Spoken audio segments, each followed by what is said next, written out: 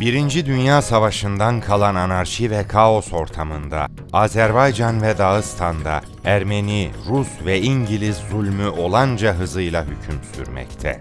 Evleri yakılıp yıkılan, sudan sebeplerle öldürülen yüzlerce çaresiz insan. Sanki ufuklar demir olmuştur. Ne duyan ne de imdada gelen vardır. Kimsenin beklemediği bir anda ve gizlice bölgeye gelen bir kahraman, tarihin akışını değiştirecektir. Güçlü olanın değil, haklı olanın kazanacağı bir onur savaşını başlatacaktır. Qafqaz İslam Ordusu bizim müşterek tariximizdir. Bizim hərbi qardaşlıq tariximizdir.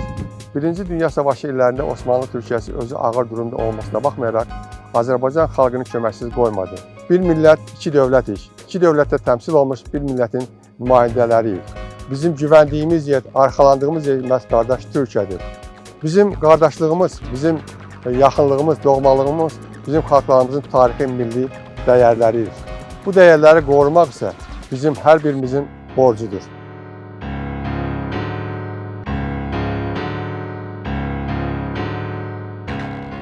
İnsanlık tarihinin en karanlık dönemlerinden 20. asrın ilk büyük felaketi olan Birinci Dünya Savaşı, imparatorlukların tarihe gömüldüğü, sınırların baştan çizildiği ve milyonlarca insanın hayatını kaybettiği oldukça elin bir hadisedir.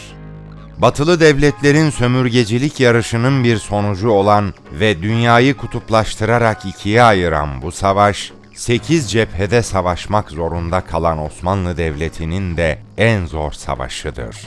Uzun yıllar boyunca devam eden savaşların, toprak kayıplarının, ekonomik bunalımların ve siyasi çalkantıların sonucunda eski görkemli günlerinden bir hayli uzakta olan Osmanlı Devleti, savaş boyunca pek çok cephede ölüm kalım mücadelesi vermiş, Çanakkale'de ve Irak'ta büyük zaferler kazanmış olmasına rağmen savaşın sonunda mağlup devletlerden biri olarak tarih sahnesine veda etmeye hazırlanmaktadır. 1914 ile 1918 yılları arasında 4 yıl süren bu savaşın Osmanlı Devleti için en zorlu cephelerinden biri de Kafkasya cephesidir.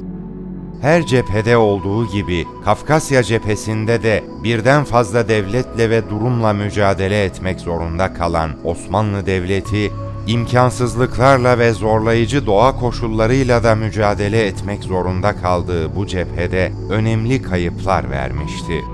Sarıkamış Harekatı binlerce şehit pahasına gerçekleşirken, Ruslar bir yandan da Karadeniz vilayetlerini işgal etmişlerdi. Bu işgaller ancak 1917'de Bolşevik devriminin başlamasıyla sona ermişti. Kafkas cephesinin Doğu Anadolu ve Karadeniz bölgelerinde on binlerce şehit verildi, binlerce insanımız esir edilerek sürüldü. Osmanlı topraklarında zulüm bir süre bitse de Azerbaycan ve Dağıstan'da Rus ve Ermeniler soykırım başlatmışlardı. Sankt Peterburg'da Bolşevik inqilabı baş verməsindən sonra Türkiyənin Birinci Dünya Müharibəsindəki ağır durumundan sonra bilirsiniz bölgədə Erməni daşınaq birləşmələri böyük xülya, yəni dənizdən dənizə Ermənistan qurmaq xülyası ilə aldıqları dəstəyə belə deyək, bəzi xarici güclərdən aldıqları dəstəklə bu ərazilərdə böyük qətliamlar, böyük soyqırımlar həyata keçirməyə başladılar. Bir tərəfdən vətənimizi bürünmüş anarxiyanın, digər tərəfdən də ölkəmizin ayrı-ayrı vilayətlərində hücuma keçən erməni birliklərinin zülmünü və qətliamını, eyni zamanda Bakını işğal etmiş qoşunlardan təmizləməyi onun gücü çatmazdı. O baxımdan onun xarici bir ölkənin köməyinə ehtiyac vardı. Birinci Dünya Savaşı illərində Türkiyəni parçalamaq və Türkiyədə özlərinə vətən qurmaq niyyətində olan erməni daşnaq qüvvələri öz arzularına yetə bilmədikdə, Türk xalqının qəhrəmanlığı, şücaəti ilə onlar Türkiyədən sıxışdırdılar və onlar hamısı Azərbaycan ərazilərini axışdılar və onlar böyük dövlətlərin, himayədarlarının köməyi ilə Azərbaycan torpaqlarında özlərinə vətən qurmaq istəyirdilər. Bunun için onlar Azərbaycan torpaqlarında yaşayan Azərbaycanlıları məhv etmək, sıxışdırmaq və bu torpaqları bütünlüklə Azərbaycanlılardan təmizləmək istəyirdilər. Və həmin qüvvələr İrəvanı, Zəngəzuru, Göyçə ətrafını, o cümlədən Qarabağın dağlıq hissəsini öz nəzarətləri altına almışlar. Tabii burada Kafkaslardaki genel yapıyı bilmek lazım. Bölgenin en önemli 3 etnik yapısı vardı. Gürcüler, Ermeniler ve Azerbaycan Türkleri vardı. Bunlar daha öncesinden 1905 yılından itibaren ilk fiili saldırılar gerçekleşmiş Azerbaycan Türklerine karşı Ermeniler tarafından. Bunlar yer yer büyük katliamlar haline dönmüş.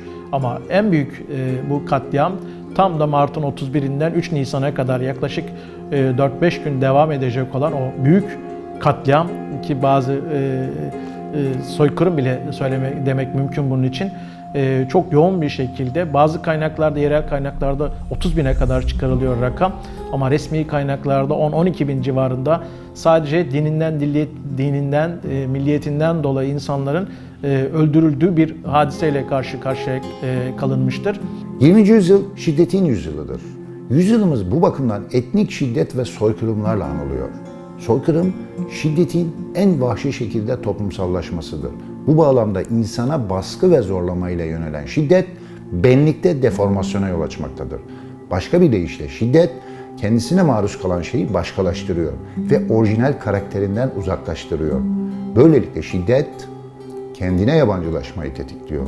Soykırım hem toplumsal kimlik, hem karşılıklı bağlılık, hem de hayatta kalma motivasyonlarını diğer bir ifadeyle tüm hayatı sistemleri bozuyor. Soykırım hiperkimlik travması yaratıyor. Bu travma bireyin ya da grubun davranışsal ya da duygusal açıdan bağımsızlığını veya kimlik duygusunu sarsarak başarısızlık, yetersizlik ve yabancılaşma duygularına neden olmaktadır. Bu süreç insanlar ve toplumlar için çok ağır işliyor. Soykırımdan kurtulanlarla yapılan bilimsel bir çalışma, ebeveynlerin yaşadığı travmanın genler yoluyla çocuklara da geçtiğini ortaya koymaktadır. Ermeni ve Rusların Azerbaycanlı ve Dağıstanlı halklara yönelik yaptığı mezalimler ve soykırımlar, savaştan 10 sene önce 1905-1906 yıllarında başlamış, savaşın başlangıcı olan 1914 yılından sonra şiddetlenmişti. 1905 yılında gerçekleşen Rus devriminin yarattığı boşluğu fırsat bilen Ermeni komitacıları, tarihi Zengezur bölgesinde, Karabağ'da, Nahçıvan'da, Ordubat'ta, Culfa'da, Şuşa'da, Revan'da, Gence'de ve Bakü'de köylerde yaşayan Türk, Kürt ve Musevi halklarına yönelik toplu katliamlar yapmış, bölgenin tüm yerlilerine işkence ederek akla hayale sığmaz soykırımlar gerçekleştirmişti. Ermeni çetelerinin katliamları yalnızca Azerbaycan Türkleriyle sınırlı kalmayıp ülkede yaşayan Kürt ve Yahudi nüfusuna kadar uzanmıştı. Sadece Kırmızı Kasaba'da 2746 Musevi vatandaşın Ermeni Taşnaklar tarafından katledildiği kaydedilmiştir. Anton Salamanov'un hatıratında Ermeni zulmünden şöyle bahsedilir. Ermeni Taşnakların hedefi sadece günahsız Türk milleti değildir. Aynı zamanda tüm Müslümanlar ve bölgede yaşayan diğer yerli halklar ve azınlıklar olmuştur. Rus İmparatorluğu'nun dağıldığı 1917 sonrasında yaşanan otorite boşluğu, özellikle Azerbaycan ve Dağıstan Türklerine yönelik katliamların korkunç bir boyuta ulaşmasına sebep oldu. 1917 ve 1918 yıllarında gerçekleştirilen katliamların ve bölgede Azerbaycan ve Dağıstan Türklerinin uğradığı soykırım boyutunun resmi belgelerle ifade edilenden çok daha büyük olduğu biliniyor. Belgelenen sayılar yapılan soykırımın korkunç boyutlarda olduğunu ortaya koymaktadır. Bu yıllarda Kafkasya'nın hemen her bölgesinde Ermeniler ve Ruslardan zulüm gören Azerbaycanlı ve Dağıstanlı Türk halkın yaşadığı zulmün büyüklüğünü anlamak için sadece Kuba bölgesine bakmak bile yeterlidir. 1918 yılının Mart-Mayıs ayları arasında Kuba bölgesinde katledilen insan sayısının 36 bin civarında olduğu yakın zamandaki çalışmalarla ortaya çıkarılmıştır. Resmi kayıtlara göre 1918'de Bakü'de 12 bin, Erivan'da 135 bin, Şamahı'da 18 bin, Cebrail'da 10 bin ve Zengezur'da 10 bin insanın mezalime uğradığı, toplam 797 yerleşim yerinin Rus ve Ermeniler tarafından yakılıp yıkıldığı böylesi bir zulüm ve soykırım dünya tarihinde ender görülmüştür. Yaşanan bunca katliam ve soykırım arasında tarihe 31 Mart soykırımı olarak geçen 31 Mart 1918 ile 2 Nisan 1918 tarihleri arasında yaşanan elim olaylar tarihsel olarak ayrı bir öneme sahiptir.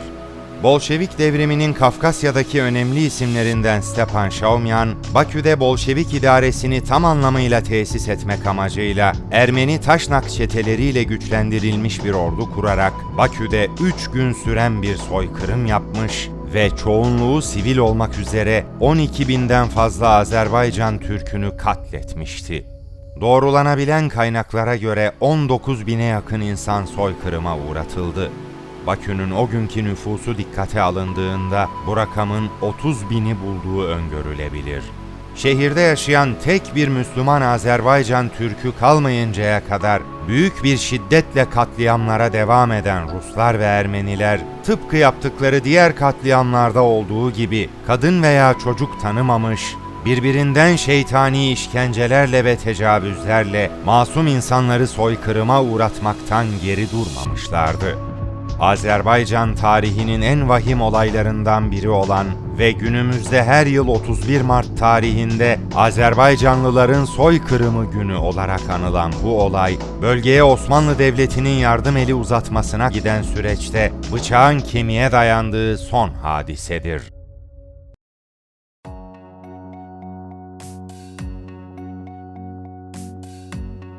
Türk milleti tarih boyunca hep mazlumların yanında yer aldı. Geçmişten günümüze nerede bir ezilen varsa yanında hep Türk milletini ve Türk devletini buldu. Kafkas İslam Ordusu, Azerbaycan ve Dağıstanlı halkın Ruslar ve Ermeniler tarafından gördüğü katliam ve soykırım nedeniyle ve Azerbaycan'ın Batum Anlaşması gereği Osmanlı Devleti'nden yardım talep etmesiyle birlikte Enver Paşa'nın emriyle kurulmuştur. Azerbaycan Türkleri, Kafkas İslam Ordusu'nun kurulmasından kısa bir süre sonra 28 Mayıs 1918'de bağımsızlıklarını ilan ederek başkenti Bakü olan Demokratik Azerbaycan Cumhuriyeti'ni kurdular. Bu yeni devlet, Türk dünyasındaki ilk demokratik cumhuriyet denemesiydi. Fakat bu sırada Bakü, Ermeni ve Rus işgali altındaydı. Azerbaycan Milli Komitesi, Bakü'nün işgalden kurtarılması için 4 Haziran 1918'de Osmanlı Devleti ile bir dostluk ve işbirliği antlaşması imzaladı. Ancak antlaşmadan Rusya, İran ve müttefikimiz Almanya rahatsız oldu. Azerbaycan Milli Komitesi Başkanı Nesip Yusufbeyli'nin gayretleriyle İstanbul'a bir elçilik heyeti gönderildi. Heyet Başkanı Naki Keykur'un İstanbul'da devlet protokolüyle karşılandı. Enver ve Talat Paşalarla yaptığı görüşmeler sonunda Naki Bey'e Azerbaycan'a askeri ve siyasi destek konusunda olumlu cevap verildi. Həmin dövrdə Məhəmməd Əmin əsərdə çox doğru olaraq yazırdı ki, belə bir köməyə gələ biləcək yeganə dövlət Osmanlı dövlətidir, Türk qardaşlarımızdır.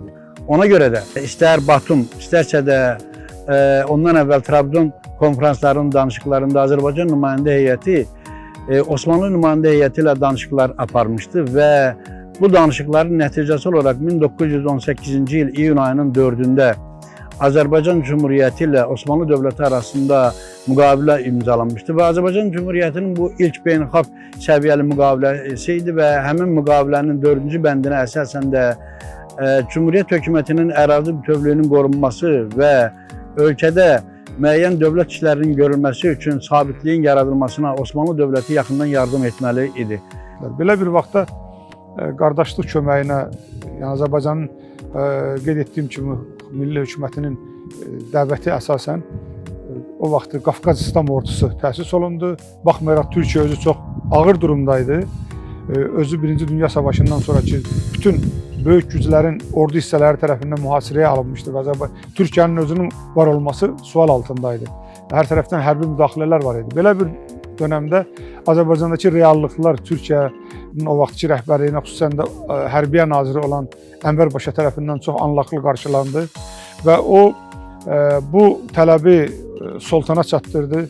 Yəni bu tarixi məqamların mən üzərində daha çox yox, bunun istəyirəm ictimai tərəfindən, yəni bu iki xalqların arasındakı münasibətlərindən danışım. Və bundan sonra Qafqaz İslam Ordusu təsis olunaraq Nuri Paşa'nın komandanlığı ilə Azərbaycana göndərildi. Osmanlı Devleti'nin bölgeye yardım eli uzatmak için kurduğu Kafkas İslam Ordusu'nun komutanı olması için Enver Paşa tarafından atanan isim, o esnada Musul'da 6. Ordu'nun emrinde bulunan kardeşi Nuri Paşa'ydı. 1890 yılında İstanbul'da doğan Nuri Paşa, 1906 yılında girdiği Harp Okulu'ndan 1909'da mezun olmuş ve ardından 3. Ordu emrinde görevlendirilmiştir. 1918'de Kafkas İslam Ordusu'nun başına geçmeden evvel sırasıyla padişahın hizmetindeki piyade bölüğünde, 1. Kolordu'da, Viyana Ateşe Militerliğinde, Harbiye Nezareti Makam Yaverliğinde ve 1. Dünya Savaşı'nın başlamasıyla birlikte Trablusgarp'taki Afrika Grupları Genel Kumandanlığında görev yapan Nuri Paşa, 1918 yılı Ocak ayında henüz 28 yaşındayken Kafkas İslam Ordusu'nun komutanı olarak atanmıştır. Azerbaycan Milli Şurası ve Azerbaycan Demokratik Cumhuriyeti Başkanı Mehmet Emin Resulzade, Batum Anlaşması'nın 4. maddesindeki şu ifadeler gereğince Osmanlı Devleti'nden yardım istemiş ve beklediği yardım çok geçmeden Enver Paşa tarafından bölgeye gönderilmiştir. Azerbaycan Hükümeti Cumhuriyeti tarafından talep vukuunda Hükümeti Osmaniye, intizam ve asayiş-i dahiliyenin temin ve iadesi için ledel icap silah kuvvetiyle muavenette bulunacaktır. Osmanlı Devleti'nin müttefiki Almanlardan bile gizleyerek kurduğu bu orduya İslam unvanının verilmesinin sebebi, içinde gayrimüslim hiçbir unsurun yer almamasıydı. Kafkas İslam Ordusu'nun kuruluş amacı ne ülke topraklarının savunulması ne de bir başka ülkeye hücum edilmesiydi. Kafkas İslam Ordusu, Müslüman Türk olan Azerbaycanlılar ve bölgede yaşayan diğer halklara Ruslar ve Ermeniler tarafından yapılan katliamları ve soykırımı bertaraf etmek ve bölgedeki halkın istiklalini tesis etmek amacıyla kurulmuştur. Bu amaç etrafında toplanan ordu, Nuri Paşa komutasında Osmanlı Devleti'nin son onur savaşını verecektir. Türk ordusu oradan dağdan aşıb gələndə deyir, cəmaət burada deyir, bir ab-hava, bir kömək, nə bilim bu çəkibsən bizim cavanlar, bu Qobunu, Güzdəgin, bu kəndlərin hamısı qoşulub onlara. Azərbaycan və Türkiyə dövlətləri arasında imzalanan bir müqaviləni diqqətə çəkirik. Bu müqavilə 1918-ci ilin iyun ayının 4-də Azərbaycan Cumhuriyyəti ilə Osmanlı Türkiyəsi arasında imzalandı və həmin müqavilənin də 4-cü maddəsinə uyğun olaraq Qafqaz İslam Ordusu başda Nuri Paşa, Killigil olmaqla Azərbaycan ərazilərinə daxil oldular və Azərbaycanın ərazilərini düşməndən xilas etməyə başladılar. Bizim tədqiqatlarda, kitablarda bu Bakının qurtuluşu kimi qeyd olunsa da, biz bir məqamı unutmamalıyıq ki, söhbət yalnız Bakının qurtuluşundan getmirdi. Gəncədən başlayaraq böyük bir zolağı, böyük bir sahəni Qafqaz İslam Ordusu, bizim türk qardaşlarımız düşmənlərdən azad etdilər və Azərbaycan Cumhuriyyəti hökumətinin fəaliyyət göstərməsinə şərait yaratdılar. 1918-ci ilin iyun ayının, Haziran ayının 4-də Batumda müstəqil Azərbaycan dövləti ilə Osmanlı Türkiyəsi arasında dövlət anlaşması imzalandı. Qərarı alındı ki, Azərbaycana 5-ci Türk Qafqaz Diviziyası, piyada diviziyası göndərilsin. Azərbaycana gələcək 5-ci Qafqaz Diviziyası ilə Azərbaycan Milli Qüvvələrin bazasında Qafqaz İslam Ordusu yaradılsın. Nuri Paşa Qafqaz İslam Ordusunun komandanı təyin edildi və Azərbaycanın çox tanınmış olan hərbçisi Əlağa Şıxlinski də onun müavini təyin edildi. Azərbaycan xalqı gələn Nuri Paşanın rəhbərliyi altındakı Osmanlı ordusunu sanki göydən enmiş xilaskar bir mələk kimi qarşılamış. Azerbaycan milli şairi Ahmet Cevat, Kafkas İslam Ordusunu şu unutulmaz dizelerle karşılamıştı. Kardeşliğin fermanına baş eğip, mazlumların imdadına yetiştin. Karanlıkta iman sana yol açtı, sen o yoldan muradına yetiştin. Yürü, yürü batan günün izine, gülümseyir doğan güneş yüzüne. İsminde ordu ifadesi geçmesine karşın sayıları 12.000 ile 14.000 arasında değişen 3 tümenden oluşan Kafkas İslam Ordusu'na Mürsel Paşa komutasındaki 5. Kafkas Tümeni ve Dağıstanlı gönüllülerden oluşan bir tümen daha katılmış, 5 tümen ve toplamda 20.000 askerden özel bir ordu oluşturulmuştu. Bakıdakı Şamyanın rəhbərlik etdiyi Bolşevik hökuməti Gəncə üzərinə yürüş etmək haqqında əmr verdi. 1918-ci ilin iyun ayında verilən əmrdə göstərilirdi ki, Osmanlı ordusunun köməyi yetişənə qədər biz necə olursa olsun ya Gəncəni tutmalı, ya da ən azı heç olmasa Yevlax körpüsünü keçməliyik ki, sonradan onlara gələn köməyin qarşısını alaq. Əlbəttə, həm Cumhuriyyət hökumətinin rəhbərliyi, həm də Nuri Paşa və burada olan Türk əsgərləri Bakı Sovetinin bu xain hücumundan xəbərdar idi. Onu da deyim ki, onların hücuma göndərdikləri qüvvənin sayı təxminən 20.000 nəfərdən yuxarı idi. O dövrdə isə nə Azərbaycan ordusunun, nə də köməyə gələn Nuri Paşanın rəhbərliyi altındakı qoşunların sayı təbii ki, bundan qat-qat az idi və ona cavab verə bilməzdi. Və bu baxımdan da Nuri Paşa dərhal Vehib Mahmud Paşaya məktub yazdı və dərhal onun göstərişi ilə 5-ci Qafqaz diviziyası köməyə gəldi. 5-ci Qafqaz diviziyası Batum, Tiflis, Gəncə yolu ilə gəldi, amma onların gəlməyi də o qədər asan olmadı. Azərbaycan əhalisinə və Cumhuriyyət hökumətinə yardım etməsini istəməyən Almanlar çox maraqlıdır ki, Türklərə mane olmağa çalışırdı. Milli Meclis o dönemdeki Azerbaycan Halk Cumhuriyeti 4. maddeye dayanarak Osmanlı ordusuna yardım istemişti. Osmanlı kendisi birçok cephede savaştı ve çok fazla da kayıp vermesine rağmen Enver Paşa bu bölgenin önemini çok eskiden beri bildiği için ve biraz da risk alarak kardeşi Nuri Paşa'yı paşa yaparak ve 28 yaşında ve çok zor şartlarda 3 tane tümen oluşturarak ki yaklaşık 10.000'in üzerinde kişiyle beraber bölgeye göndermek üzere onları tesis edecek, onları eğitecek, onları bir araya getirecek olan bir çalışmayı başlatıyor. Zor bir dönem, Osmanlı'nın kendisinde yok ve kardeşlerine yardım etmek için bir ordu kuruyor. Bu orduya daha sonra Azerbaycan ve Dağıstan'dan gönüllüler de katılacak ve yaklaşık 5 tümen olacak.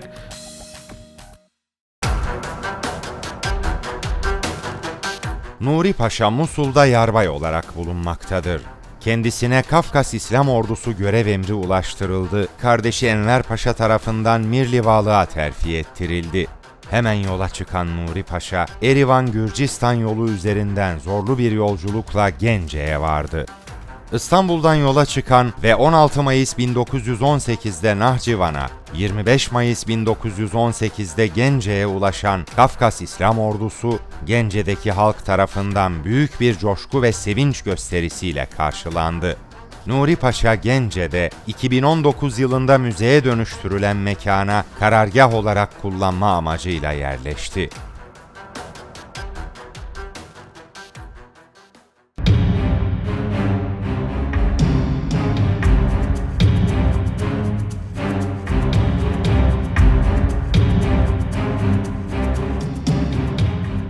Gence sokakları artık boş değildir. Her gölgeyi kahramanlar beklemektedir. Düşmansa kudurarak bakıyor, saldırmak için fırsat kolluyordu.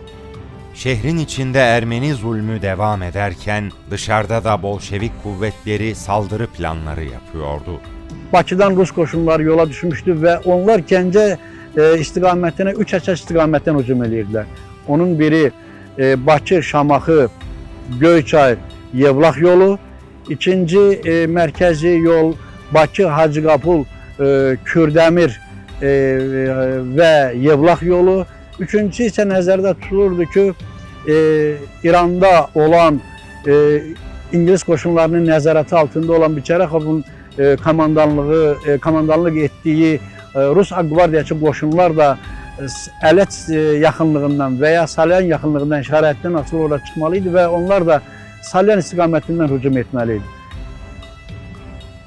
Gence'de Nuri Paşa ve komutasındaki Kafkas İslam Ordusu, şehirde bulunan Ermeni çetelerini Azerbaycan Türk askerlerinden oluşan Gence müfrezesiyle etkisiz hale getirdi. Ermeni çetelere Nuri Paşa tarafından teslim çağrısı yapılmasına rağmen herhangi bir sonuç alınamamış ve 11 Haziran 1918 tarihinde çatışmalar başlamıştır. Bir gün sonra yapılan son teslim çağrısından da tam olarak bir cevap alınamaması üzerine Nuri Paşa'nın emriyle Ermeni çetelerinin saklandıkları mahalleler bombalanmış ve 13-14 Haziran 1918 tarihlerinde Ermenilerin tamamen teslim olması sağlanmıştır. Gence'de kentin istiklali için savaşan 112 kahraman şehit verildi. 5. Qafqaz Piyada Diviziyasının ilk alayı 9. Piyada alayı 1918-ci ilin iyun ayının, Haziran ayının 9-unda Gürcüstanın Azərbaycan sərhədlərini keçdilər və Azərbaycan ərazisinə daxil oldular. Haziran ayının 11-də bu alay Gəncə ətrafında toplaşmış olan erməni daşnaq dəstələrinin, silahlı dəstələrin zərərsizləşdirilməsi üçün döyüşə girməli oldular. Türkiyədən gəlmiş olan bizim qardaşlarımız itkilərlə rastlaşdılar və bu döyüşün gedişində ondan artıq Türk hərbçisi Gəncə ətrafında şəhid oldu. Amma Azərbaycanın müstəqilliyi uğrunda və Qafqaz İslam Ordusunun apardığı qarşılaşdığı ciddi sınaq 1918-ci ilin iyun ayının ortalarında Qaraməryəm ətrafında. 1918-ci ilin iyun ayının 16-sında bu bölgəyə yetişmiş olan 10-cu Türk alayı, piyada alayı dərhalda burada kök salmış olan erməni daşnaq qoşunlarına qarşı döyüşə girdilər. Qeyd etmək lazımdır ki, Bakıdan göndərilmiş olan erməni daşnaq qoşunları kifayət qədər böyük gücə malik idilər və onlar Qaraməryəm ətrafında toplaşmaqla, burada bir güclü dayaq mərkəzi yaratmaqla buradan Gəncəyə doğru hücumu davam etdirmək və Gəncədə Azərbaycan istiqlalını boğmaq niyyətində idilər. Qafqaz İslam Ordusunun bütün qüvvələri hələ Azərbaycana yetişməmişdən 10-cu Piyada alayının iyun ayının, Haziran ayının 16-sında Qaraməryəm ətrafında döyüşə girilməyi uğursuzluqla nəticələndi və burada da bizim Türk qardaşlarımız çox ciddi itkilərlə rastlaşdılar və bizə məlumdur ki, həmin döyüşün gedişində 100-dən artıq Türk hərbçisi şəhid oldular. Uğurlu döyüşlər təşkil etmək üçün Qafqaz İslam Ordusunun komandanı Nuri Paşa, onun müavini Alağa Şıklinski iyun ayının, Haziran ayının 19-da Göyçay ətrafına gəldilər. Burada olan hərbi qüvvələrlə görüşdülər, vəziyyəti təhlil etdilər və uğurlu döyüşlərin başlanması üçün lazım olan tədbirləri görməyə başladılar. 1918-ci il iyun ayının sonlarında 27-sində başlayan və 3 gün davam edən döyüşlərdə Bolşevik daşnaq qüvvələri çox ciddi bir zərbə vurmaq mümkün oldu və buradan Qaraməryəm ətrafında Azərbaycan Qafqaz İslam Ordusu qüvvələri çox böyük uğur qazandılar və buradan da Bakıya doğru zəfər dolu bir yürüyüş başladı. Harekat devam ederken Almanlar rahatsızlıklarını dile getiriyor, hatta cephede engelleme çalışmaları yapıyorlardı. Bunun üzerine Enver Paşa, Alman baskıları karşısında görünürde Nuri Paşa'ya yürüyüşün yavaşlatılması yönünde emirler verdi. Ancak gizli yazışmalardaysa bir an evvel Bakü'ye girmesini emretti.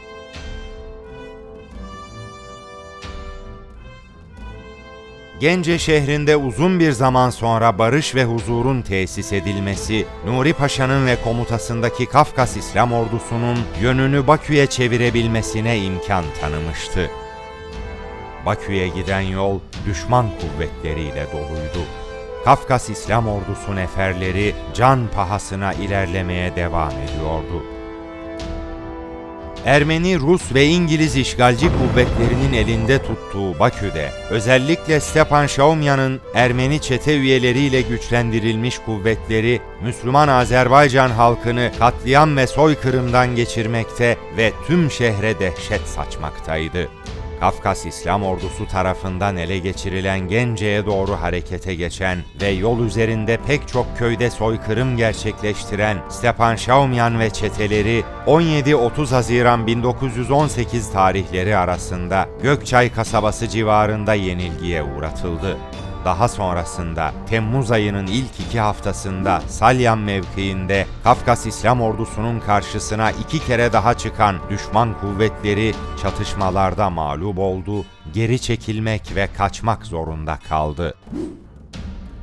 Ordu Şamahı ve Bakü'ye doğru harekata devam ederken bölge halkı da mümkün olabilen her türlü desteği sağlıyordu. Kafkas İslam Ordusu artık fırtına gibi esmekte, önüne gelen her engeli yıkıp geçmekteydi. Biz indi Qara Məryəm düzündəyik. Haqqında danışdığımız Qara Məryəm döyüşləri bax bu ərazilərdə baş vermişdi. Bu ərazilərdə savaş vermiş 5-ci Qafqaz Diviziyasının qərargah rəisi olmuş, Ərkan Hərb rəisi olmuş Qayməqam Rüşdü bəyin Azərbaycan torpaqlarında keçdikləri savaş yolu haqqında gözəl bir xatirələri vardır. Həmin xatirələrin sonunda yazır ki, Şamaxıdan Bakıya uzanan şose yolu, Gəncədən Bakıya uzanan dəmir yol xətti boyunca xalqın ziyarətgahına çevrilmiş çoxlu sayda məzarlar vardır. Bu məzarlar Azərbaycan torpaqları uğrunda savaşda şəhid olmuş türk Mehmetçiklərinin məzarlarıdır. Həmin türk Mehmetçiklər indi Azərbaycan torpağında Azərbaycanlı qardaşları ilə çiyin-çiyinə birlikdə yatırlar. Bax, bu gördüyünüz abidə, bu gördüyünüz anıt da bu müqəddəs torpaqlar üzərində, uğrunda Azərbaycanlı qardaşları ilə birlikdə savaş vermiş və bu torpaqlarda şəhid düşmüş təxminən 250-yə yaxın türk Mehmetçikinin, türk subayının, zabitinin xatirəsinə ucaldılmış bir anıt xatirə abidəsidir. Allah bu insanların ruhunu Allahın rəhmətindən və bizim yurttaşlarımızın duasından əksik etməsin. Tüm çatışmalarda düşman kuvvetlerinin yanında sıcaklık, susuzluk ve kolera hastalığıyla da mücadele eden Kafkas İslam Ordusu Bakü yürüyüşüne ara vermeden devam etti. Zira onlar için vatan sevgisi her zorluktan üstündü, millet sevgisi candan bile azizdi. Aksu'ya doğru yürüyordu İstiklal Ordusu. Dünya bahçesinde hürriyetten tatlı bir meyve yoktu.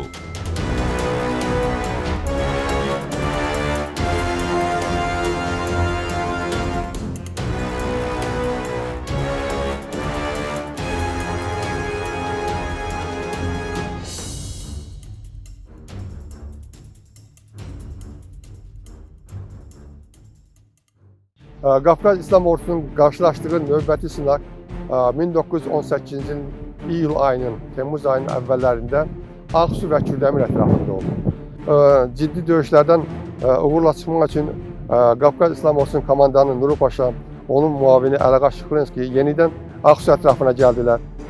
1918-ci il iyul ayının, Temmuz ayının əvvəllərində həm Ağsuda ciddi qələbə əldə etməyə mümkün oldu, həm də Kürdəmir istiqamətində, yəni Gəncə, Bakı dəmir yolu istiqamətində irəliləyən milli qüvvələrimiz, Qafqaz İslam Ordusu qüvvələri çox ciddi uğurlar əldə etdilər. Yıllarca nice zulümler görmüş olan bölge halkı, ordunun ulaştığı her yerde sevinç gösterileriyle onları karşılıyordu. Kafkas İslam Ordusu zulmeti nura dönüştürerek aydınlık günlere yürümekteydi. Hedefte Şamahı vardı şimdi. Biz sizinlə hazırda Şamaxıdan Bakıya gedən şose yolun kənarında dayanmışıq.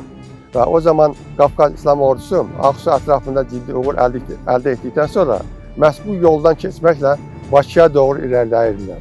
Bizə məlumdur ki, 1918-ci ilin iyul ayının, Temmuz ayının 21-də Qafqaz Ordusunun bölmələri məhz bizim dayandığımız ərazidə olmuşlar. Və burada çox da böyük olmayan bir döyüş baş vermişdi və burada bizim arxamızda görürsünüz bir Türk zabiti burada şəhid olmuş və o zaman həmin bu yerdə də dəfn edilmişdir. Sovetlər dönəmində bizim millətimiz adının da Türk çəkilməsinə icazə vermirdilər. Bax, belə bir zamanda təsəvvür edin ki, bu bölgənin insanları burada şəhid olmuş bu Türk zabitinin, Türk subayının məzarının burada qurulmasına nail oldular. Baxmayaraq ki, onlara qarşı çox böyük qadağalar vardı. Və hətta Sovetlər dönəmində bu qəbir burada, bu yolun, bu Bakı-Şamaxı şose yolunun kənarında olmaqla burada gedən minlərlə insanlar hər gün o qəbrin burada olmasının şahidi olurlar, onun ruhuna dualar oxuyurdular. Çünki əslində bu qəbir Azərbaycan-Türkiyə dostluğunun bir simvoluna çevrilmişdi.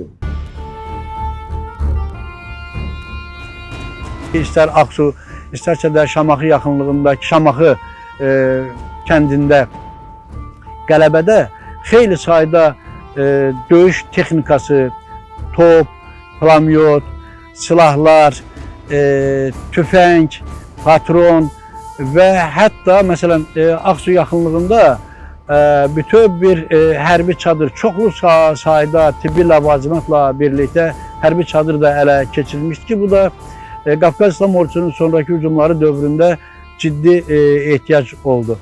Digər istiqamətdən də Azərbaycan ordusu müvəffəqiyyətlə irəliləyirdi. Əvvəla deyim ki, həmin dövrdə Salyanda da ciddi təhlükə yaranmışdı. Çünki Biçərəxovun qoşunları Salyanı ələ keçirmək üçün ciddi cəhdlər göstərirdi. Salyanda qüvvələr xeyli dərəcədə say baxımından az idi, amma onlar öz vətənlərində vuruşduqlarına, əhali tərəfindən hədsiz dərəcədə kömək gördüklərinə görə cəsarətlə vuruşur və Salyanın həm sağ, həm sol sahilində düşməni geri oturmağa və onların Kür çayında olan gəmilərə binərək qaçmasına səbəb oldu. Hacıqabul yaxınlığında düşməni çox böyük çətinlikdən sonra xüsusilə cinahlardan hücuma keçərək düşmənin fikrini yayındırıb əsas istiqaməti o tərəfə yönəltdikdən sonra mərkəzdən əsas qüvvələri işə salmaqla son dərəcə cəsarətli, həm də riskli bir plan idi. Düşmənin mərkəz hissədən ordusun yardı və ikiyə bölərək onları mühasirə almaq təhlükəsi qarşısına qoydu. Amma düşmənin qüvvələrinin xeyli hissəsi əsir götürülsə də, xeyli sayda top, tüfəng, pulemyot və s. o cümlədən də zirehli maşın ələ keçirilsə də, amma əsas hissəsi dəmir yol xətti ilə Bakıya geri qayıtmağa nail oldu və beləliklə Azərbaycan ordusu bu istiqamətdə də Kürdəmir Hacıqabul istiqamətində də son dərəcə ağır döyüşlər aparmasına baxmayaraq 1918-ci ilin avqust ayında artıq Bakıya yaxınlaşdı. Almanlar, Bolşevikler, Ermeniler ve İngilizler petrol bakımından zengin olan Bakü'nün Türklerin eline geçmesine şiddetle karşıydılar. 25 Temmuz 1918'de Bakü'de Stepan Şaumyan hükümeti devrilmişti. Menşevik ve Ermeni taşnaklardan oluşan Sentrokaspi hükümeti İran'da bulunan İngilizleri yardıma çağırmıştı. O tarihte Bakü'de 18.000 silahlı Ermeni, 1200 İngiliz ve 1500 Rus birlikleri, yani 20 ile 30.000 kişilik kuvvet vardı.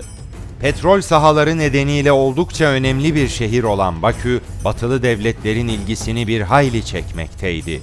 Bu durum, Kafkas İslam Ordusu'nun Bakü'ye yürüyüşüne başta müttefik Almanya'nın rahatsızlık duymasına sebep olmuştu. Almanya'nın rahatsızlığının farkında olan Enver Paşa, taktiksel olarak bir yandan herkesin göreceği şekilde Kafkas İslam Ordusu'na geri dönme emri verirken, diğer taraftan yazdığı gizli telgraflarla Nuri Paşa'ya harekatın devam etmesi noktasında emirler veriyordu. Almanya'nın tüm engelleme çalışmalarına rağmen 5 Ağustos 1918 tarihinde Bakü kuşatması başladı. İlk gün düşman kuvvetlere 2000'den fazla zayiat verdirilmiş olsa da geri çekilmek zorunda kalındı. Elbette ordunun geri çekilişi İstanbul'da ve Azerbaycan hükümetinde moralleri çok bozdu. Ordu 40 gün sonra 14 Eylül 1918 tarihinde ikinci kez taarruza geçti. Halil Paşa'nın bizzat katıldığı 2. Bakü muhasarasından sonraki kısa süre içerisinde olumlu sonuçlar alınmaya başlandı. O günlerde Bakü yangın yerine dönmüştü. Ağır saldırı altındaki Bakü'den tüm General L.C. Dunsterville komutasındaki İngiliz kuvvetlerinin geri çekilmesi sağlanmış, Rus ve Ermeni kuvvetleri yalnız bırakılmıştı. Kısa bir süre içinde kalan Rus ve Ermeni kuvvetlerinin de imha edilmesi orduyu zafere bir adım daha yaklaştırmıştı. Geri çekilmek ve kaçmak zorunda kalan Rus ve Ermeni kuvvetleri kaçış yolu üzerinde buldukları Müslüman Azerbaycan halkını katletmeye, özellikle çocuk ve kadınları vahşice öldürmeye devam ettiler.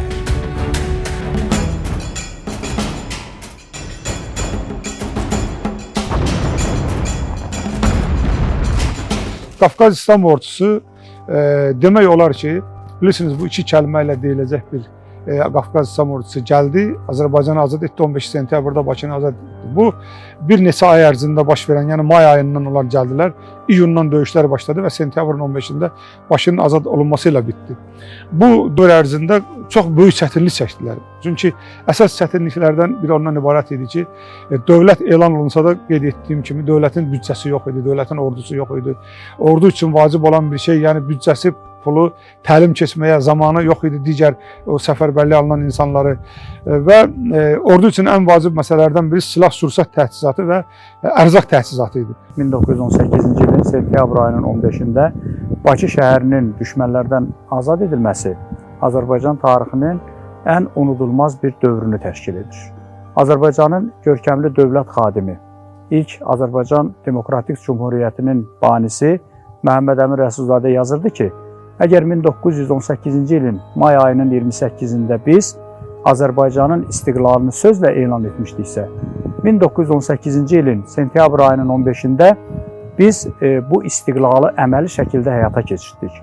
Yəni, 1918-ci ilin 28 mayıs hadisəsi olmasaydı, 1918-ci ilin 15 sentyabr olmazdı. 1918-ci ilin 15 sentyabr hadisəsi olmasaydı, 1918-ci ilin 28 mayıs istiqlalı gerçəkləşə bilməzdi. Yəni, bu hər iki tarixi hadisə bir-birini tamamlayır. Bakü petrollerini kontrol altında tutmaya çalışan ve bu amaçla Bakü'ye gelmiş olan İngiliz güçleri harekatı yakından takip etmekteydi.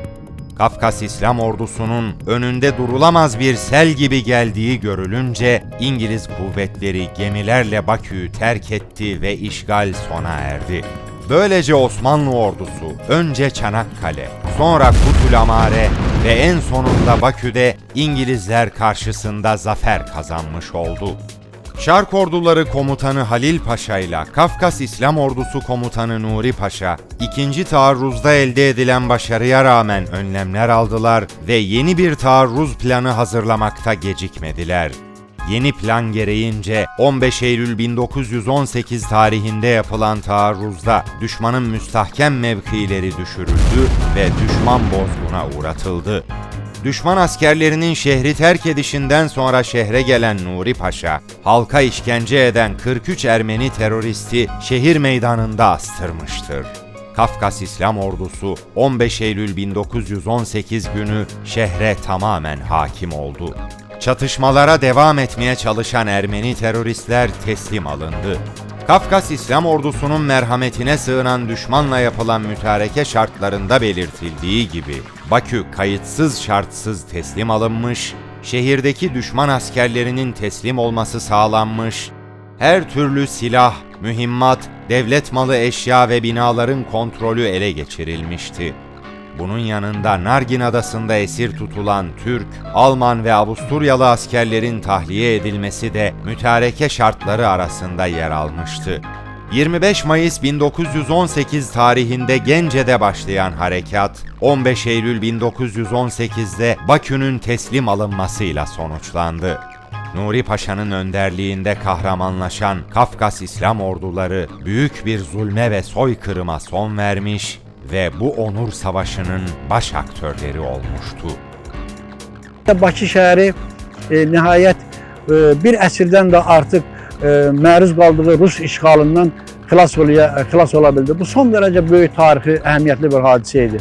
Bunun əhəmiyyətini həmin dövrdə ən yaxşı qiymətləndirənlərdən biri Məhəmməd Əmin Rəsulzadə idi. O bunu başın bədənlə qovuşması kimi yazmışdı və göstərir ki, əgər 28 mayda Cumhuriyyət elan edilmişdirsə, amma 15 sentyabrda Bakını yadelli işğalçılardan azad etməklə o həm də yaşam qabiliyyətinə malik olduğunu göstərirdi.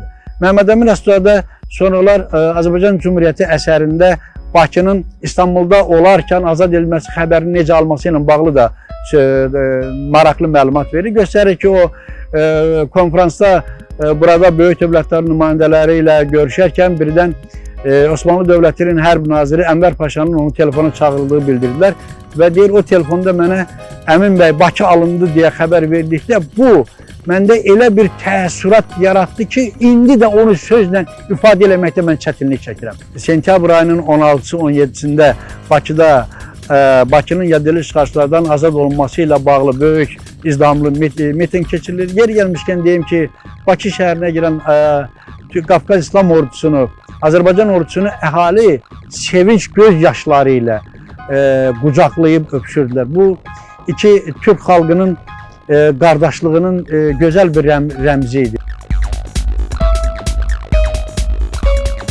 İmparatorlukların dağılmasıyla ulus devletler ortaya çıktı. Ulus devletler bir etnik kültürü veya kimliği merkez alarak kurulan yapılardır. Azerbaycan Demokratik Cumhuriyeti, Azerbaycan Türklerini merkeze alan örgütsel bir yapıda kuruldu. Böylelikle Azerbaycan Türkleri bir merkezi güç ve gözetleme yeteneğine kavuştu. Kurulan bu yeni devlet sayesinde toplumsal özgürlük ve güvenlik ortamı doğdu. Güvenli bir özgürlük ortamı sosyolojik olarak o toplumu üretici kılar. Nitekim bunun etkilerini Azerbaycan'da kurulan genç cumhuriyetin kısa süredeki örgütlenmesinde ve etkili tekamülünde müşahede etmekteyiz. Toplumların hayatında bağımsızlık ve özgürlük önemli değerlerdir. Toplumsal ve insani her türlü gelişme bu değerler sayesinde gerçekleşir. Bağımlı toplumlar gelişme gösteremez. Özgürlük bir toplumun temel üretici değeridir. Yine özgürlük ortamı toplumun kendine özgü kimlik geliştirebilmesine ve kendine güvenmesine imkan sağlar. Elde edilen bu zaferden kısa bir süre sonra Azerbaycan Demokratik Cumhuriyeti'nin başkenti Gence'den Bakü'ye taşındı. Başta Nuri Paşa ve Halil Paşa olmak üzere tüm Kafkas İslam Ordusu mensupları şehirde büyük bir coşkuyla kahramanlara yakışan bir şekilde karşılandı. Azerbaycan Demokratik Cumhuriyeti Başkanı Fethali Han Hoyski'nin 19 Eylül 1918'de Nuri Paşa'ya gönderdiği mesajda kullandığı şu ifadeler bu zaferin Azerbaycan halkı için ne derece hayati olduğunun ispatı niteliğindedir. Kafkas İslam Ordusu Komutanı Saadetli Nuri Paşa Hazretlerine, komutanız altında bulunan cesur Türk askerimiz tarafından Azerbaycan'ın baş şehri olan Bakü'nün düşmandan temizlenmesi münasebetiyle milletimin yüksek şahsınıza ve dünyanın en cesur ve soylu askeri olan Türk'ün oğullarına minnettar olduğunu arz etmekle iftihar ederim. Bakü artık yakındır. Nuri Paşa karargah olarak seçtiği evde Azerbaycan'ın bağımsızlık düşünün nasıl gerçeğe dönüştüğüne Bakü'ye hakim bir yer olan Kobu'dan tanıklık etmektedir. Bizim indi bu dayandığımız yer Qafqaz İslam Ordusunun komandiri, onun böyük bir sərkərdəsi olan Nuri Paşanın həm də olduğu bir yerdir. Qeyd etmək istəyirəm ki, bax bu evdə Nuri Paşa olmuşdu. Həm də onunla izah edirik ki, bura Bakıya yaxın bir yerdir. Yəni Nuri Paşa sentyabr ayının 10-unda məlumatlara görə Qobuya daxil olmuş və burada özünün qərargahını formalaşdırmış və buradan birbaşa əməliyyatın keçirilməsi üçün o qoşunlara rəhbərlik etmişdir. Qeyd etmək istəyirəm ki, Bakı uğrunda əməliyyatın əsası bax burada yaradılırdı. Burada xəritələr hazırlanırdı, burada qarşı düşmənə qarşı hansı əməliyyatda aparacaq, hansı döyüşlər aparılacaq, o formalaşdırılırdı. Bu tut ağacı, onlar buraya gələndə Nuri Paşa gibi tut vaxtı olub. Yəni ki, sentyabrın əvvəlləri. Bu tut ağacın yaşı çoxdur. Elə babam 38-ci ildə 100 yaşı keçib, o bilməyib kim əkib. İndi nə qədər tikinti düşüb səyləyibsə, buna dəqilmir ki, tarixi abıda kimi məsəsi qalıb. Yaşı çoxdur bunun. Qafqaz İslam Ordusunun buraya gəlməsi, Nuri Paşanın bu həyəti, bu evi seçməsi, bura strateji cəhətdən hündür olduğuna görə, yəni buradan düz dəniz görükür. Kafkas İslam Ordusu'nun zaferiyle sonuçlanan bu savaştan kısa bir süre sonra Nuri Paşa, bu zaferin daim olması, Karabağ ve Dağıstan'ın da Rus işgalinden kurtulabilmesi için bir dizi siyasi ve askeri çalışma yaptı. Qafqaz İslam Ordusu'nun yaddəli işğalçılardan azad etməsi bununla kifayətlənmədi. Təbii ki, bugünlə səsləşən ən böyük yürüyüşlərindən biri Qarabağla bağlı idi. Qarabağın yaddəli işğalçılardan azad olunması Bakının azad olunmasına görə müəyyən qədər ləngiyirdi və ona görə də Qarabağda Andranikin, Dronun və digərlərinin dinc əhaliyə qarşı qətliamları və həyata keçirdiyi amansız işgəncələrə cavab bir qədər ləngidir. Sentyabr ayının 20-sində Nuri Paşa'nın komandanlığı altında gösteriş verildi ve bu gösterişe esasen 1. Azərbaycan Diviziyasına Cəmil Cahit bəy rəhbər təyin oldu və Cəmil Cahit bəy dərhal Ağdama yola düşdü və Ağdamda o Azərbaycan ordusu ilə vəziyyəti yerdə müzakirə elədi. Düşmənin sayı, yerləşdiyi ərazilərlə bağlı tanış oldu. Ən böyük çətinlik ondan ibarət idi ki, düşmən ordusu Ağdamla Şuşa arasındakı son derece büyük strateji əhəmiyyət daşıyan Əsgəran qalasını ələ keçirmişdilər. Oktyabr ayının 6'sında farklı olarak onlar Şuşaya gəldilər və əvvəlcə Şuşa yaxınlığında Qaybalı, Kərkican və digər ərazilərdəki döyüşlər nəticəsində düşməni məğlubiyyətə uğradılar. Süleyman İzzət bəyin vaxtilə mövcud olmuş 15-ci Qafqaz İslam ordusunun da əsas qüvvələri əsasında formalaşmış qoşunla birlikdə Quba Xaçmaz istiqamətinə hücum etdi. Onu da deyim ki, vaxtilə Azərbaycan ordusu Şamaxını azad etdikdən sonra Şamaxı istiqamətindən hücum edərək Quba və Xaçmazda olan bolşeviklərə ciddi zərbə indirmişdi. Amma indi bu hücum tamamilə fərqli bir xüsusiyyət daşıyırdı.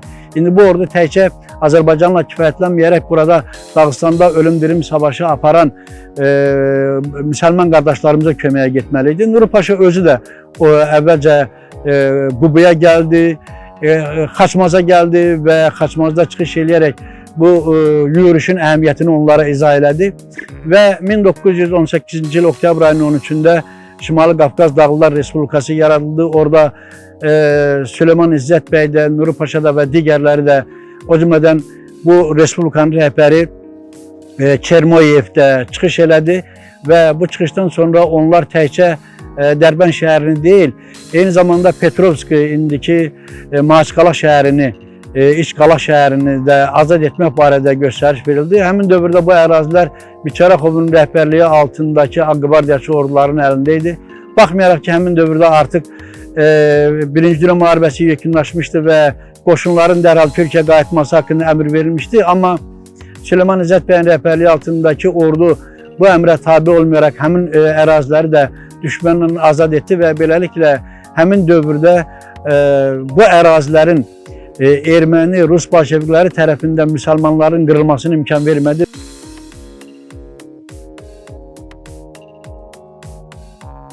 Bakı uğrunda mübarizə sentyabr ayının 15-də Qafqaz İslam ordusunun böyük qələbəsi ilə başa çatdı və bizim demək olar ki, Bakı şəhəri düşmənlərdən azad etdi və bundan 2 gün sonra Azərbaycan Cumhuriyyəti hökuməti Bakıya daxil oldu və Bakıda fəaliyyət göstərmə imkanına malik oldu. Bu çox böyük bir tarixi hadisə idi və bu tarixi hadisəyə Azərbaycanın yazıçıları, şairləri özlərini yazdığı əsərlərlə həm də cavab verdilər. Cəfər Cabbarlının yazdığı əsərlər, Salman Mümtazın, Abdullah Şaiqin yazdığı əsərlər, bunlar bir daha sübut edirdi ki, insanlarımız, xalqımız bu ordunu sevir, bu xilaskar ordunu sevir və onları heç zaman unutmayacaqdır. Qafqaz İslam ordusunun Bakını azad etməsindən sonra görülən ən birinci iş onlara abidənin qoyulması oldu. O dövrdə Bakının baş memarı olan Zivər bəy Əhmədbəyov Bakını azad edən türk şəhidlərinin, türk əsgərlərinin xatirəsinə bir abidə formalaşdırdı, hazırladı.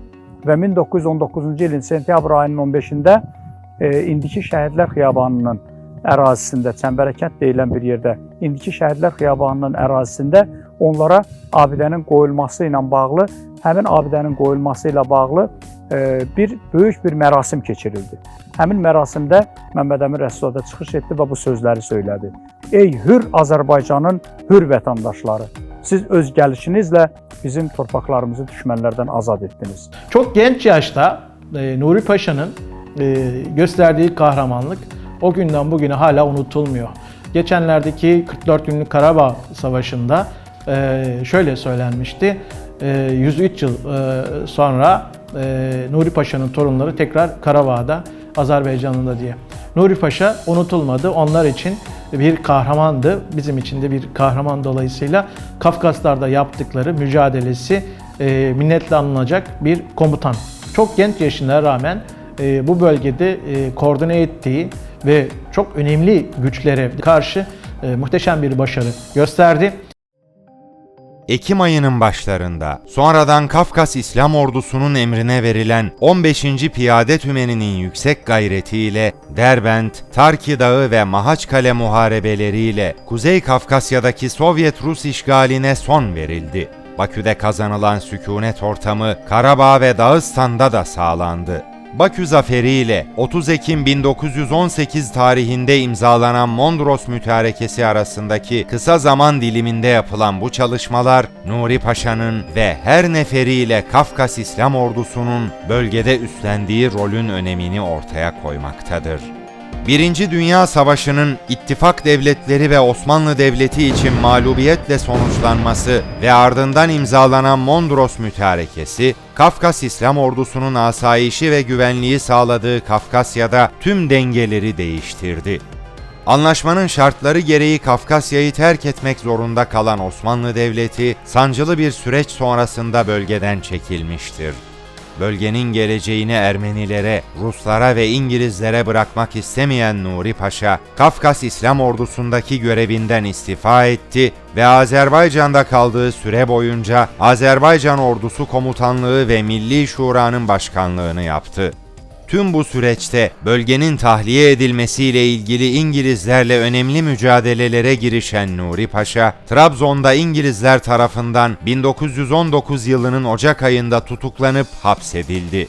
Ağustos ayında Azerbaycanlılar ve Batumluların yardımıyla hapisten kaçan Nuri Paşa, kısa bir süre sonra Kazım Karabekir'in yanına gelmiş ve Karabekir Paşa'nın talimatlarıyla Kafkasya'daki mücadelesini sürdürmüştür. Milli mücadelenin gereklilikleri ışığında Bakü'de çalışmalar yapan Nuri Paşa, daha sonra Kuzey Kafkasya'ya ve akabinde Karabağ'a geçti ve mahalli kuvvetlerle birlikte Bolşevik ordusuna karşı defalarca savaştı. Tüm bu faaliyetlerden sonra Erzurum'a gelen ve 15. Kolordu Komutanlığı'nın emrine giren Nuri Paşa, yıllarca süren sancılı ve elim süreçlerde hem Kafkas İslam Ordusu'nda hem de ordudan bağımsız bir şekilde Osmanlı'nın son onur savaşında kanının son damlasına kadar vefasını sürdürdü. Nuri Paşa ve arkadaşları Azerbaycan'da gittikleri her yerde saygı ve hürmetle karşılandı. Azerbaycanlılar, kurtarıcıları olan ordunun kumandanını evlerinde misafir etmek için birbirleriyle yarıştı. Hacı Zeynel Abidin Tağıyev Büyük Malikanesini, şimdiki Azerbaycan Ulusal Tarih Müzesi olan yeri Nuri Paşa'ya armağan etti. Nuri Paşa teşekkür ederek kabul etmedi. Bakü'de büyük coşkuyla karşılanan Nuri Paşa, Tezepir Camii'nde minbere çıkarak halka hitap etti. Söz konusu minber, Nuri Paşa minberi diye anılıyor ve bu camide korunuyor. Nuri Killigil Paşa 2 Mart 1949'da Sütlüce'deki fabrikada barut kokusunun Galata Köprüsü'nden bile duyulduğu büyük bir patlamada 26 çalışanıyla birlikte hayatını kaybetti. Patlamanın merkezine yakın olmasından dolayı cesedi tespit edilemeyecek derecede parçalanmış, cenazesi boş bir tabutla kaldırılmıştır. Birinci Dünya Savaşı sırasında Ruslar, Ermeniler ve İngilizlerden mezalim gören ve soykırıma uğrayan Azerbaycan halkına Osmanlı Devleti'nin yardım eli olarak gönderilen Nuri Paşa ve komutasındaki Kafkas İslam Ordusu'nun isimsiz kahramanları, bölgede yaşanan büyük zulmü durdurmak için canlarını ortaya koymaktan çekinmediler. Başarılarla ve ne yazık ki talihsizliklerle dolu kısa bir zaman diliminde bölge halkı için gösterilen bu cesaret ve fedakarlık, sözcüklerin ve tariflerin çok ötesinde bir kahramanlık öyküsüdür. Azərbaycan Xalq Cümhuriyyətinin istiqlaliyyətinin qorunması üçün, Azərbaycan ərazi bütövlüyünün qorunması üçün Azərbaycanda şəhid olmuş olan türk zabitlərinin, subaylarının, mehmetçiklərinin xatirəsi, ruhu burada dolaşır, Azərbaycan göylərindədir, Azərbaycanlı qardaşlarının arasındadır və hər zaman bizim qəlbimizdə qalmışdır və Azərbaycan adı mövcud olduqca, Azərbaycan düşüncəsi, məfkurəsi mövcud olduqca, istər buradakı qəbirdə yatan bizim türk qardaşımız, istərsə də Azərbaycan ərazi bütövlüyündə həyatını itirmiş bizim türk qardaşlarımızın xatirəsi hər zaman bizim qəlbimizdə yaşayacaqdır.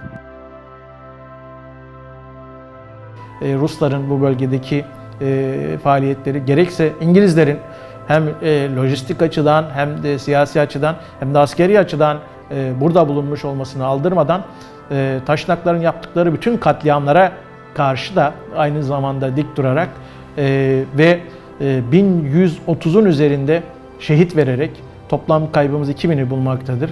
Sadece Bakü şehitliğinde bugün 1130'un üzerinde şehidimizin adı vardır. Birçok bölgede yine şehidimiz vardır. Dolayısıyla 1918'de istenilen yardıma kayıtsız kalmayan Osmanlı ordusu kardeşlerinin yardımına koşmuş ve bölgeyi işgalcilerden temizlemiş, asıl sahiplerine de teslim etmiştir. Bu dönem içerisinde ordunun bir kısmı Dağıstan bölgesine kadar gidecek ve Dağıstan'ı da işgalden kurtaracak. Bu bölgedeki gönüllülerle beraber Osmanlı ordusu Mahaçkale'ye kadar Derbent bölgesinden gitmiş olacak. Mürsel Paşa'yı da burada anmak lazım. Çok genç yaşta Nuri Paşa'nın gösterdiği kahramanlık o günden bugüne hala unutulmuyor.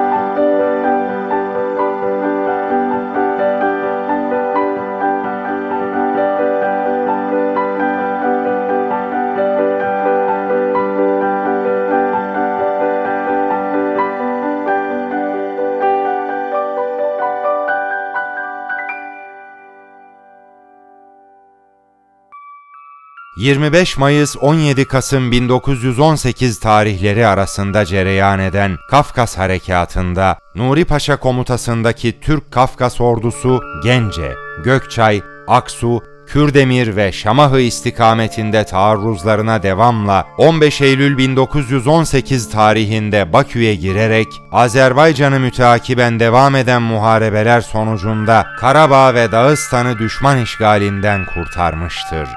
Bu harekatta kahraman Mehmetçik, Azerbaycan'ın bağımsızlığı uğrunda Azerbaycanlı kardeşleriyle omuz omuza savaşmış ve 1130'un üzerinde şehit vermiştir.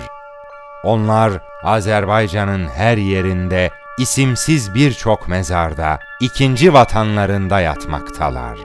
İşte bu anıt, kardeşlik uğrunda canlarını seve seve feda edip, ayrılar mı gönül candan, Türkiye Azerbaycan'dan düsturunu yüreklerimize perçinleyen o muhteşem askerlerin, şehit Mehmetçiklerin anısına dikilmiştir. Ruhları şad olsun.